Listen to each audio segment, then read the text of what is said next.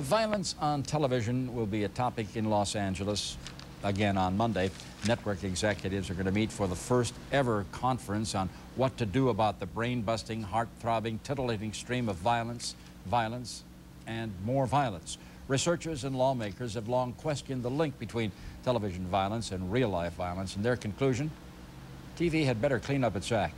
In a 9 News Extra tonight, Pat Harvey tries to sort it out for us.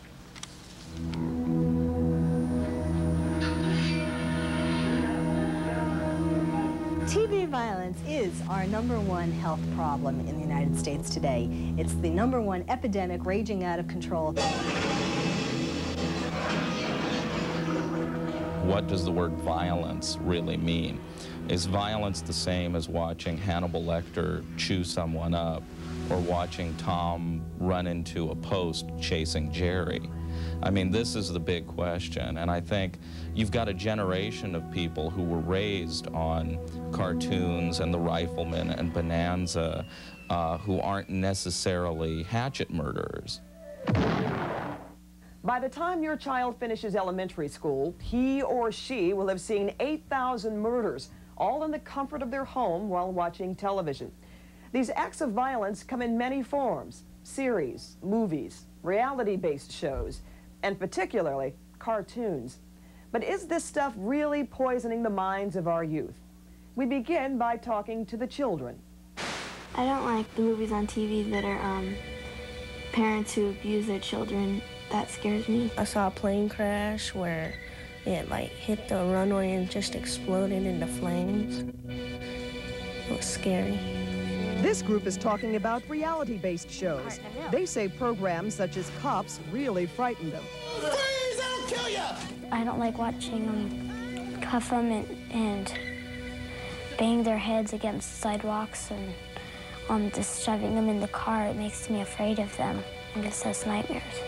The studies have shown that when children are exposed to television violence, they become more aggressive immediately after watching the show, and then cumulatively, as the years go by, the more violent acts they watch. Carol Lieberman is the chairperson for the National Coalition on Television Violence. They become desensitized to the violence. What Lieberman says we found to be true in our discussion with this group. 12-year-old Ryan Ling was very outspoken against violence. But when we asked him about The Commish, a show which, unbeknownst to Ryan, ranks 10th out of the top 10 most violent shows last season, here's what he had to say. Your adrenaline starts to get pumping, and then you're all into it. And that's what I like. The bottom line, violence on television is the norm. Many kids don't even realize they're watching violent shows or that it pumps them up. By the time they're 16, they will have witnessed 200,000 acts of television violence and 33,000 murders. But whether violence on television directly translates to violence in the streets is still debated by some.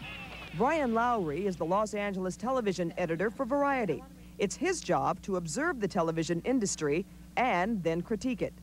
European networks broadcast almost all the same movies and one-hour shows that air in America. Yet the murder rate in Europe is significantly lower. Why? Because there's lower handgun possession. There's all kinds of other factors. It sort of draws attention to the line, does television kill people or do guns kill people? For now, the barrel is aimed directly at the Big Four networks.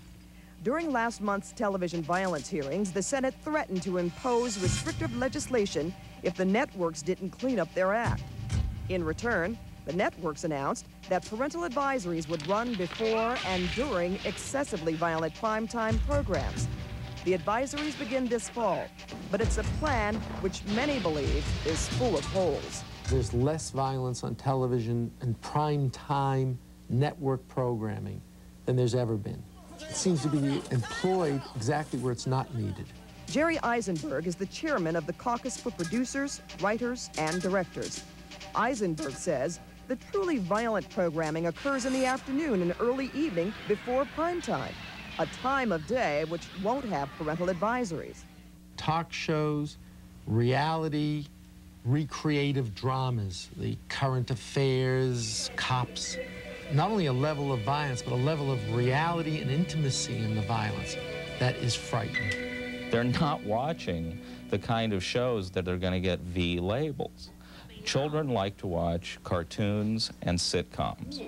So unless you're worried that Full House is going to ruin a kid's intelligence or do violence to his perception of the nuclear family, kids are not watching 10 p.m. action shows.